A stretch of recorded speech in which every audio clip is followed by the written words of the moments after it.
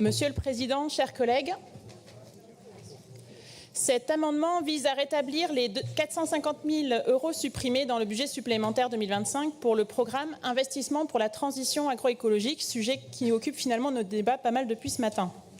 Vous avez en effet proposé de transférer cette somme vers un AMI, appel à manifestation d'intérêt, pour soutenir les ateliers technologiques des lycées agricoles. Bien sûr, nous proposons de maintenir ce transfert au bénéfice de l'enseignement agricole, qui est un levier important de la transformation des pratiques pour les nouvelles générations d'agriculteurs. Mais nous considérons qu'il faut aussi maintenir l'aide directe à l'investissement pour les agricultrices et les agriculteurs qui s'engagent sur le terrain. Pour rappel, la trajectoire votée dans le cadre de Neoterra 1 était la sortie des pesticides de synthèse à partir de 2025. Nous l'avions rappelé avec la motion que nous avons adoptée le 17 octobre 2023, visant à réaffirmer notre objectif de sortie des pesticides, y compris du glyphosate, en Nouvelle-Aquitaine. Et là, il ne nous reste que 6 mois. Et nous en sommes encore bien loin. Et dans le même temps, comme vous l'avez déjà évoqué ce matin, le gouvernement prévoit des baisses drastiques pour l'agriculture biologique.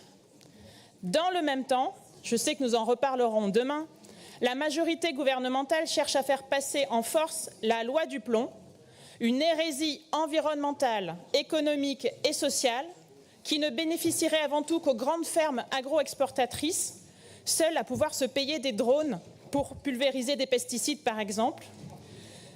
Ce n'est pas nous qui le disons, c'est certains syndicats agricoles, bien sûr, pas la FNSEA. Au final, ce qu'on n'aborde jamais, comme l'a dit notre collègue communiste, c'est le vrai débat, la vraie question dans l'agriculture, celle du revenu agricole et de la capacité d'investissement des fermes, notamment pour adopter des pratiques agroécologiques, exigeantes et bénéfiques.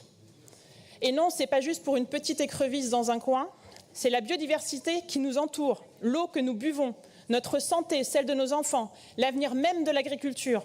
Donc ici, nous proposons une solution équilibrée.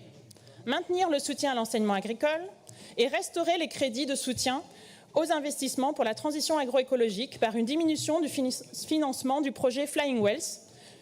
Comme nous l'avons déjà dit, ce projet industriel expérimental, on le sait, est controversé et nous pensons qu'il peut supporter cette baisse qui n'aura aucun impact immédiat sur l'économie régionale. Par contre, aujourd'hui, la situation est dramatique pour de nombreuses agricultrices et agriculteurs de Nouvelle-Aquitaine. Ils nous le rappellent chaque jour et l'aide de la région est indispensable pour eux pour survivre et s'adapter. Merci d'avance de votre soutien.